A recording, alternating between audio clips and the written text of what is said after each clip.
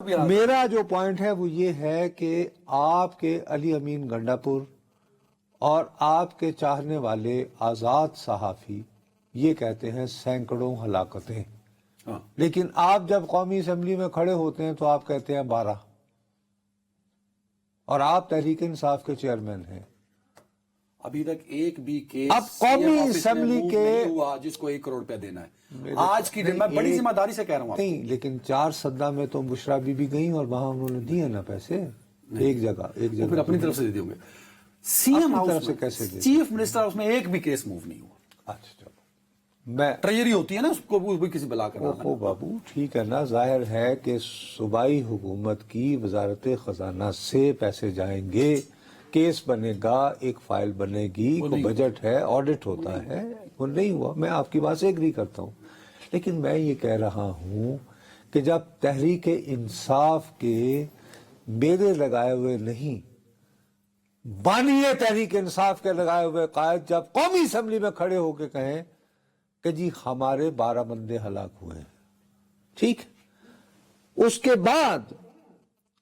شام میں جب سینٹ کا اجلاس ہو اور وہاں شبلی فراز صاحب کھڑے ہو اور وہ کہیں کہ نہیں جی اب ہمارے ہلاک شدگان کی تعداد جو ہے وہ 13 ہو گئی کیونکہ ایک زخمی تھا عمر، ٹھیک ہے نا، جب اگر وہ خود 12 اور 13 تک محدود ہیں، اب شبلی فراز جو ہیں وہ سینٹ میں آپ کے قائد حزب اختلاف ہے، اب مجھے بتائیے کہ مجھ بد نصیب نے جو ذمہ دارانہ جرنلزم پڑھ رکھا ہے، میں کیسے یہ کہہ سکتا ہوں؟ میں تو یہ کہوں گا کہ بھائی یہ بیرسٹر گوہر جن کو اس عہدے پر تعینات کیا ہے عمران خان نے، وہ کہہ رہے ہیں 12، یہ شبلی فراز جن کو تعینات کیا ہے وہ کہہ رہے ہیں 13، یہ کہتے ہیں تم جھوٹے، تم جھوٹے، تم ٹاؤٹ۔ تو یہ بات اپنی جگہ ہے، اس کے باوجود دیکھو میں تمہیں شروع سے یہ کہہ رہا ہوں، اچھا اب یہ بات کرتے ہوئے پھر یہ کہنا کہ ہر پختون باپ نے لاش اٹھائی ہے، آپ یار اب کیا کہہ رہے ہیں؟ خدا کا خوف کریں، رحم کریں اس ملک پہ۔ اس کے باوجود میں یہ کہہ رہا ہوں کہ دیکھو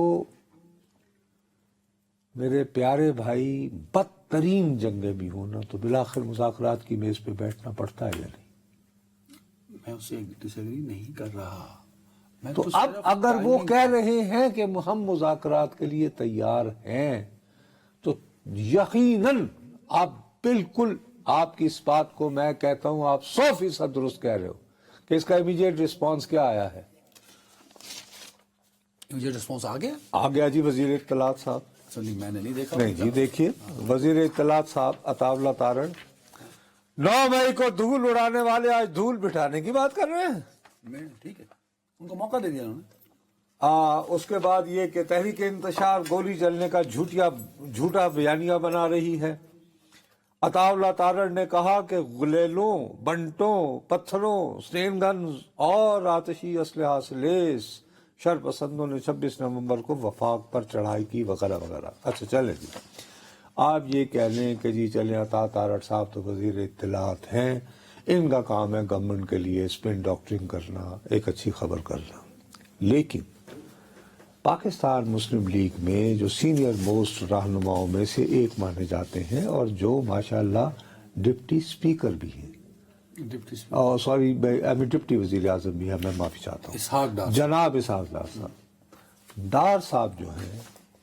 وہ آج شبلی فراز صاحب کی تقریر کے بعد کھڑے ہوئے ہیں سینٹ میں، انہوں نے کہا کہ ان کے پاس کسی ایک لاش کا نام موجود نہیں ہے، تفصیل موجود نہیں ہے، اور اس سے زیادہ خوفناک بات، یہ تو چھوڑو اس فگر کو، کہ اس وقت ہماری قید میں یعنی حکومت کی قید میں وہ کہتے ہیں کہ 3 درجن 12 تیا 36 وہ کہتے ہیں افغانی ہیں، افغانی حالانکہ غلط لفظ ہے، افغان ہے کہنا چاہیے، وہ کہتے ہیں کہ جی وہ یہ کہہ رہے ہیں کہ ہمیں دہاڑی دے کر یہاں بلوایا گیا تھا، اور یہ افغان جو بقول تو ویڈیوز بھی چلائی نا انہوں نے پہلے، جان لیکن بات سنو نا میری، اب بات یہ ہے کہ اس موقع پر اگر عطا تارڑ صاحب نے سخت بات کر لی تھی تو حکومت کی جانب سے مجھے یہ توقع تھی کہ ایک سینئر سیاستدان ہوتے کہتے کہ جناب ہم بھی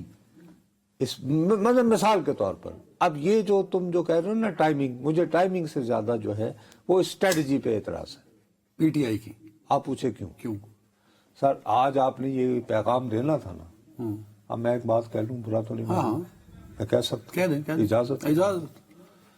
او یار بعض اوقات میں وہ سر کہہ دو کوئی نہیں، تسی بھی بیان ہونا تو تجربہ بڑا ہے، تسی کہہ دو تجربہ کار ہے. نہیں میں بین ہونا کی بات نہیں کر رہا ہوں. پھر